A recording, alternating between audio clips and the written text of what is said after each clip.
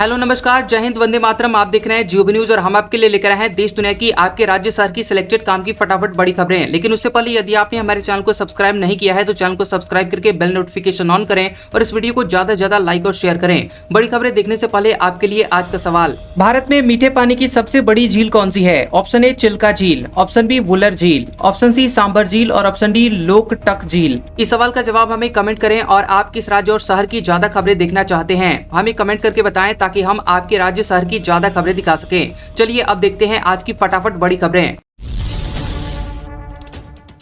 PNB खाता धारक अब 8 अगस्त तक केवाईसी करा लें, नहीं कराने पर खाते से लेन देन करने में आ सकती है परेशानी। बता दें कि अगर आपका अकाउंट पंजाब नेशनल बैंक यानी पीएनबी में है तो जल्द आप केवाईसी करवा लें। ऐसा अगर आप नहीं करवाते हैं तो आपके खाते से ट्रांजैक्शन यानी लेन देन करने में परेशानी का सामना आपको करना पड़ सकता है। बैंक ने अकाउंट होल्डर्स को 8 अगस्त तक अपना केवाईसी करवाने के लिए कहा है। पंजाब नेशनल बैंक के मुताबिक ऐसे अकाउंट होल्डर्स जिन्होंने 30 जून तक अपनी केवाईसी अपडेट नहीं करवाई है उन्हें केवाईसी अपडेट कराना है। बैंक ऐसे कस्टमर्स के रजिस्टर्ड मोबाइल नंबर पर एसएमएस के जरिए भी सूचना दे रहा है। इसके अलावा बैंक ने माइक्रो ब्लॉगिंग साइट एक्स पर भी इसकी जानकारी दी है। लोकसभा में बेहतर प्रदर्शन, 17 सांसद संसद रत्न से हुए सम्मानित। इनमें शशिकांत दुबे, सुप्रिया सूले का नाम शामिल। 4 को स्पेशल जूरी अवार्ड भी मिला। लोकसभा में उत्कृष्ट प्रदर्शन के लिए 17 सांसदों को संसद रत्न पुरस्कार 2025 के लिए चुना गया है। इनमें एनसीपी शरद गुट की सुप्रिया सूले, बीजेपी के रवि किशन और शशिकांत दुबे और शिवसेना यूबीटी के अरविंद सावंत का नाम शामिल है। संसद रत्न बनने वाले सांसदों में सबसे ज्यादा 7 सांसद महाराष्ट्र से हैं। इसके अलावा 4 स्पेशल जूरी अवार्ड भी शामिल है। इनमें बीजेपी के भर्तृहरि महताब, क्रांतिकारी समाजवादी पार्टी के एनके प्रेमचंद्रन, एनसीपी शरद गुट की सुप्रिया सूले और शिवसेना के श्रीरंग अप्पा बारने शामिल हैं। इन सभी ने 16वीं लोकसभा के बाद से लगातार अपना सर्वश्रेष्ठ प्रदर्शन जारी रखा। Democratic global leader approval rating में मोदी टॉप पर, दक्षिण कोरिया के राष्ट्रपति दूसरे स्थान पर। टैरिफ वॉर की वजह से ट्रंप को 8वां स्थान मिला। पीएम मोदी ने अपनी जारी democratic global leader approval rating में टॉप स्थान प्राप्त किया है। उन्हें 75% अप्रूवल रेटिंग मिली है। वहीं दूसरे स्थान पर दक्षिण कोरिया के राष्ट्रपति ली जे म्यंग हैं। जे म्यंग को 75% अप्रूवल रेटिंग मिली है। राष्ट्रपति डोनाल्ड ट्रंप को अंडर 5 में जगह नहीं मिली है। ये आंकड़े अमेरिका स्थित व्यावसायिक खुफिया फर्म मॉर्निंग कंसल्ट जारी करती है। ट्रंप को 45% से कम अप्रूवल रेटिंग के साथ 8वां स्थान मिला है। ये ताजा ग्लोबल लीडर अप्रूवल रेटिंग 4 से 10 जुलाई 2025 के बीच की है। राज्यपाल ने अपराजिता विधेयक ममता सरकार को वापस भेजा। कहा दुष्कर्म जैसे अपराधों में बहुत सख्त सजा का कानून। टीएमसी बोली हम इसका विरोध करेंगे। पश्चिम बंगाल के गवर्नर आनंद बोस ने ममता बनर्जी सरकार द्वारा लाए गए अपराजिता बिल को राज्य सरकार को लौटा दिया है। बता दें कि राजभवन के सूत्रों के मुताबिक केंद्र सरकार ने इस बिल पर गंभीर आपत्ति जताई है। केंद्र का कहना है कि यह बिल भारतीय न्याय संहिता बीएनएस की कई धाराओं में बदलाव करता है और इसमें दुष्कर्म जैसे अपराधों में बहुत सख्त सजा का प्रावधान है। इस बिल को 6 सितंबर 2024 को राज्यपाल ने राष्ट्रपति के पास भेजा था। हालांकि तभी गवर्नर बोस ने बिल में कई खामियों की बात कही थी। बता दें दरअसल 9 अगस्त 2024 को कोलकाता के आरजीकर अस्पताल में ट्रेनी डॉक्टर से दुष्कर्म के बाद राज्य सरकार का महिला सुरक्षा को लेकर सवाल उठ रहे थे। ममता बनर्जी की सरकार ने 3 सितंबर 2024 को पश्चिम बंगाल विधानसभा में एंटी दुष्कर्म बिल पेश किया था। इसके तहत पुलिस को दुष्कर्म केस की 21 दिन में जांच पूरी करनी होगी। छांगुर के भतीजे के घर चला बुलडोजर, 30 मिनट में पूरा घर गिराया गया। एटीएस की गिरफ्त में है सबरोज। बता दें कि यूपी में धर्मांतरण के मास्टरमाइंड छांगुर बाबा के खिलाफ एक्शन जारी है। बलरामपुर में छांगुर के भतीजे सबरोज के घर को बुलडोजर से ढहा दिया गया। करीब 30 मिनट में 2 बुलडोजर पूरे घर को गिरा दिया और इस दौरान भारी तादाद में पुलिस और प्रशासन के अधिकारी मौजूद रहे। छांगुर बाबा और नसरीन की गिरफ्तारी के बाद एटीएस ने सबरोज को 19 जुलाई को गिरफ्तार किया था। एटीएस पूछताछ में सामने आया कि सबरोज भी छांगुर बाबा के धर्मांतरण गैंग में शामिल था। वह छांगुर के बलरामपुर के सारे काम देखता था। वह जलालुद्दीन उर्फ छांगुर बाबा के भाई इशहाक का बेटा है। पिता की मौत के बाद हर्षवर्धन कारोबार नहीं संभाल सका। गाजियाबाद में 4 फर्जी दूतावास खुले। रिश्तेदार नौकर सरकारी गवाह बने। खुद को 4 देशों का राजनयिक सलाहकार और 2 देशों का राजदूत होने का दावा करने वाले हर्षवर्धन का परिवार राजनीतिक रसूख रखता है। यूपीएसटीएफ के मुताबिक हर्षवर्धन के ससुर आनंद जैन भारतीय राष्ट्रीय कांग्रेस के युवा विंग के 26 साल तक अध्यक्ष रहे हैं। वह 1976 से लेकर 2000 तक इस पद पर थे। दरअसल गाजियाबाद के कविनगर में फर्जी दूतावास चलाने वाले हर्षवर्धन का परिवार बेहद संपन्न था। उसके पिता जेडी जैन गाजियाबाद में जैन रोलिंग मिल्स के मालिक थे और राजस्थान में भी कारोबार था, लेकिन पिता की मौत के बाद वो कारोबार नहीं संभाल पाया। घाटे में जाते ही उसने ठगी की राह पकड़ ली। लंदन से एमबीए और विदेशी डिग्रियों का उसने गलत इस्तेमाल करना शुरू कर दिया। ट्रंप के बर्थ राइट सिटीजनशिप आदेश पर तीसरी बार रोक। फेडरल कोर्ट बोला ये संविधान के खिलाफ, अंतिम फैसला सुप्रीम कोर्ट करेगा। अमेरिका की एक फेडरल कोर्ट ने राष्ट्रपति डोनाल्ड ट्रंप के उस आदेश को फिर से रोक दिया है जिसमें कहा गया था कि अगर किसी बच्चे के माता पिता अमेरिका में अवैध रूप से रह रहे हैं तो उस बच्चे को अमेरिकी नागरिकता नहीं मिलेगी। ये तीसरी बार है जब अदालत ने ट्रंप का ये आदेश लागू होने से रोका है। ट्रंप ने यह भी कहा है कि इस मामले पर आखिरी फैसला सुप्रीम कोर्ट ही करेगा, लेकिन जब तक वहां से कोई आदेश नहीं आता ट्रंप का ये नियम लागू नहीं होगा। बोस्टन के जज लियो सोरोकिन ने कहा कि बर्थ राइट सिटीजनशिप संविधान के खिलाफ है। उन्होंने कहा कि अमेरिका में जो बच्चा जन्म लेता है वह अमेरिका का नागरिक होता है। यह नियम कोई राष्ट्रपति अपने आदेश से नहीं बदल सकता। ट्रंप और यूएस सेंट्रल बैंक गवर्नर में हुई बहस। ट्रंप ने बैंक रेनोवेशन पर सवाल उठाए।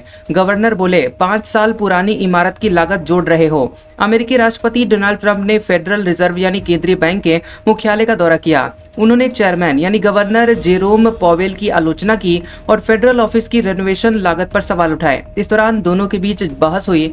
ट्रंप ने दावा किया कि रेनोवेशन की लागत $3.1 बिलियन यानी 27,000 करोड़ रुपए है। इस पर पॉवेल ने असहमति जताते हुए कहा कि मुझे इसकी जानकारी नहीं है। फेडरल रिजर्व में किसी ने ऐसा नहीं बताया। फेडरल रिजर्व के मुताबिक रेनोवेशन लागत $2.5 बिलियन यानी 23,000 करोड़ रुपए है। इसके बाद ट्रंप ने अपनी जेब से एक डॉक्यूमेंट निकाला और पॉवेल को सौंपा। पॉवेल ने डॉक्यूमेंट देखकर उसे वापस करते हुए कहा कि ट्रंप तीसरी इमारत को लागत में जोड़ रहे हैं। ट्रंप बोले हमास की वजह से सीजफायर डील हुई। कहा काम खत्म करने का वक्त आ गया, हमास से छुटकारा पाना होगा। अमेरिकी राष्ट्रपति डोनाल्ड ट्रंप ने गाजा में सीजफायर डील पर बातचीत टूटने के लिए हमास को जिम्मेदार ठहराया। सीएनएन की रिपोर्ट के मुताबिक ट्रंप ने आगे कहा कि मुझे लगता है कि हमास मरना चाहता है और ये बहुत ही बुरी स्थिति है। अब वक्त आ गया है कि यह काम पूरा किया जाए।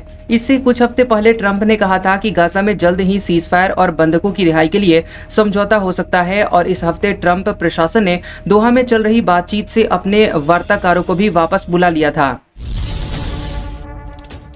मोदी मालदीव के स्वतंत्रता दिवस समारोह में शामिल हुए। उपराष्ट्रपति से ट्रेड एनर्जी पर बात की। विपक्षी पार्टियों के नेताओं से भी मिले। प्रधानमंत्री नरेंद्र मोदी के मालदीव दौरे का दूसरा दिन था और वे मालदीव के 60वें स्वतंत्रता दिवस समारोह में बतौर मुख्य अतिथि शामिल हुए। इस दौरान भारत और मालदीव के बीच राजनयिक संबंधों की स्थापना के 60 साल पूरा होने पर जश्न मनाया गया और 1887 से लेकर 1965 तक मालदीव की विदेश नीति और रक्षा ब्रिटिश कंट्रोल में थी। 26 जुलाई 1965 को उसे पूर्ण स्वतंत्रता मिली थी। पीएम मोदी ने इससे पहले उपराष्ट्रपति हुसैन मोहम्मद लतीफ, स्पीकर अब्दुल रहीम अब्दुल्ला और पूर्व राष्ट्रपति मोहम्मद नशीद से मुलाकात की। इसमें trade, energy, climate change, infrastructure और तकनीक पर बातचीत की। एनएसए के खिलाफ सुप्रीम कोर्ट जाएगा अमृतपाल सिंह। तीसरी बार लगा कानून। डिब्रूगढ़ जेल से भेजा समर्थकों को संदेश। कहा पार्टी से जुड़ो। बता दें कि खालिस्तान समर्थक और खडूर साहिब से सांसद अमृतपाल सिंह जल्द ही उन पर लगे हुए नेशनल सिक्योरिटी एक्ट यानी एनएसए को सुप्रीम कोर्ट में चुनौती देने वाला है। इसके लिए उसने वकीलों की टीम असम की डिब्रूगढ़ जेल में मिलने के लिए पहुंची थी। वकील ईमान सिंह खारा ने बताया कि उन्होंने जेल में अमृतपाल से मुलाकात की है और सुप्रीम कोर्ट में याचिका दाखिल करने से पहले जरूरी दस्तावेजों और औपचारिकताओं को पूरा कर लिया है। अमृतपाल सिंह पर यह तीसरी बार एनएसए लगाई गई है जिसे अब कोर्ट में चुनौती देने वाला है। पंजाब बनेगा सेमीकंडक्टर हब। सीएम भगवंत मान ने की बैठक। मोहाली में पार्क बनाने की घोषणा की। एआई से लेकर हेल्थ तक को मिलेगा फायदा।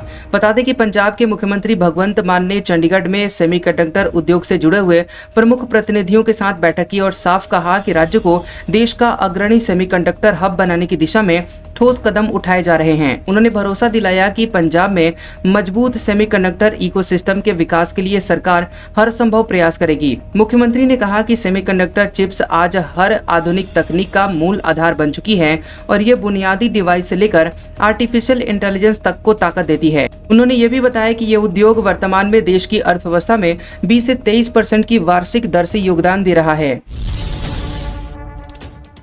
बिहार में क्राइम कंट्रोल पर भिड़े मोदी के 2 मंत्री। चिराग पासवान बोले, सरकार के साथ होने का अफसोस। मांझी का तंज, पिता अनुभवी थे, बेटे को कम एक्सपीरियंस।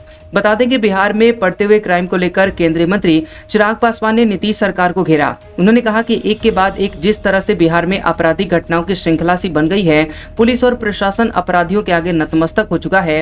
हत्या, लूट, अपहरण और दुष्कर्म, ऐसा लग रहा है कि मानो प्रशासन पूरी तरह से फेल है। ऐसा ही रहा तो आने वाली स्थिति बहुत खराब हो जाएगी। मैं भी मानता हूं कि चुनाव की वजह से इन घटनाओं को किया जा रहा है, लेकिन प्रशासन की गलती है। ऐसे लोगों को उन्हें रोकना चाहिए। प्रशासन पूरी तरह से निकम्मा हो गया है। बिहार और बिहारियों को सुरक्षा देना इनके बस में नहीं है।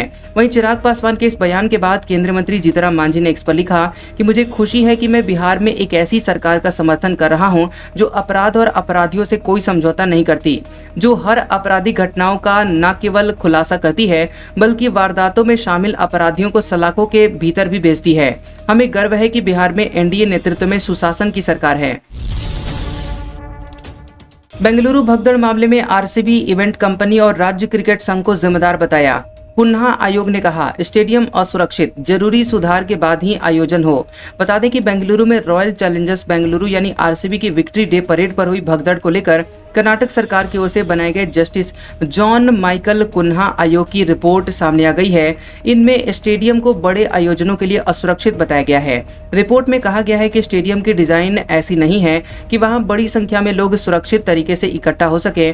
स्टेडियम में भीड़ नियंत्रण, प्रवेश और निकासी व्यवस्था, पार्किंग और इमरजेंसी प्लान जैसी बुनियादी सुविधाओं की गंभीर कमी है। आयोग ने कहा कि भविष्य में ऐसे बड़े आयोजन सिर्फ उन स्थानों पर हों जहां पर अंतर्राष्ट्रीय सुरक्षा मानक पूरे किए जाते हों। इसके साथ ही पुराने स्टेडियमों में जरूरी सुधार के बिना कोई बड़ा आयोजन ना हो।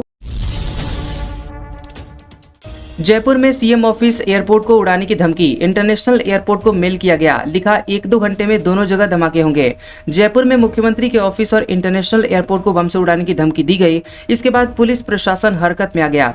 फौरन सीएम ऑफिस के साथ ही एयरपोर्ट पर चेकिंग शुरू कर दी गई। हालांकि 1 घंटे की छानबीन के बाद पुलिस को कोई भी संदिग्ध वस्तु नहीं मिली। वहीं शनिवार को जयपुर इंटरनेशनल एयरपोर्ट के ऑफिशियल ईमेल आईडी पर मेल करके लिखा गया कि 1 से 2 घंटे बाद सीएम ऑफिस और एयरपोर्ट को उड़ा दिया जाएगा। एयरपोर्ट पर पुलिस, फायर ब्रिगेड, बम स्क्वाड और सिविल डिफेंस की टीमों ने छानबीन की है। मुख्यमंत्री कार्यालय में भी एंटी बम स्क्वाड और पुलिस की टीम पहुंची है। यहाँ भी कोई भी संदिग्ध वस्तु नहीं मिली है। आर्मी चीफ बोले, ऑपरेशन सिंदूर से पाकिस्तान को सीधा संदेश गया, आतंकवाद के समर्थकों को बख्शा नहीं जाएगा। कारगिल विजय दिवस पर शहीदों को दी श्रद्धांजलि। भारतीय सेना प्रमुख जनरल उपेंद्र द्विवेदी ने कहा कि ऑपरेशन सिंदूर के दौरान की गई सर्जिकल स्ट्राइक पाकिस्तान को सीधा संदेश था कि आतंकवाद के समर्थकों को बख्शा नहीं जाएगा।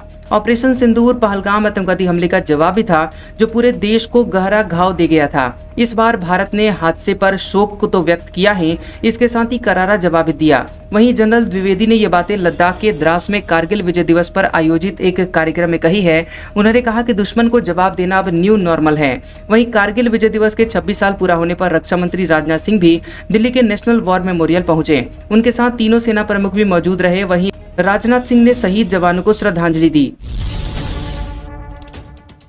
उन्नाव में देश की पहली एआई यूनिवर्सिटी का लोकार्पण। सीएम बोले, जो समय से तेज चलेगा वही जीतेगा।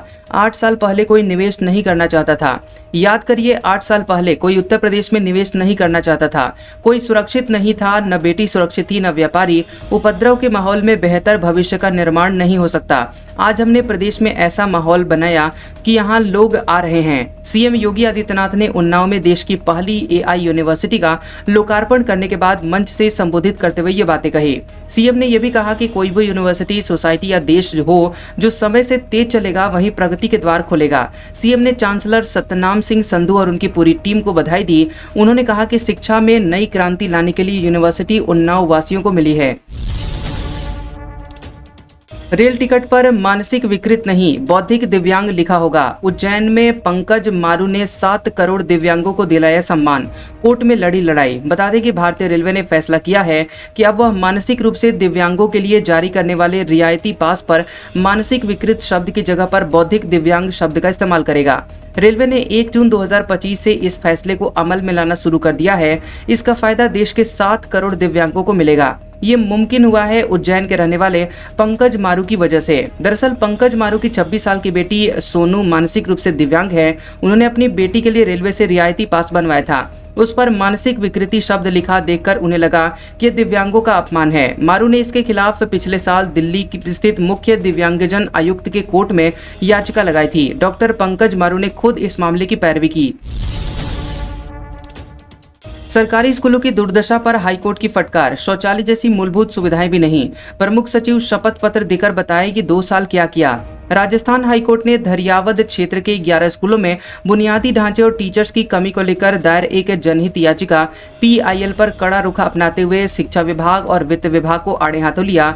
बता दें कि कोर्ट ने नाराजगी जाहिर करते हुए कहा कि पिछले 2 सालों से स्कूलों में लगभग 50% शिक्षकों के पद खाली पड़े हैं। इन कमियों को दूर करने के लिए कोई ठोस कदम नहीं उठाए गए हैं। आज का सुविचार, किसी के गलत कहे का जवाब देने में अपना समय बर्बाद न करें। मेहनत इतनी खामोशी से करें कि आपकी कामयाबी ही उसे चुप करा दे। कैसा लगा ये वीडियो हमें कमेंट सेक्शन में जरूर बताएं। वीडियो पसंद आया हो तो वीडियो को लाइक और शेयर करें और ऐसी इंटरेस्टिंग वीडियोस देखने के लिए हमारे चैनल GOB न्यूज को सब्सक्राइब करें और बेल आइकॉन को दबाएं। और हमारे ओल्ड और लेटेस्ट वीडियोस देखने के लिए हमारे प्लेलिस्ट और कम्युनिटी टैब को जरूर चेक करें। तो मिलते हैं अगले वीडियो में, तब तक के लिए आपका शुक्रिया।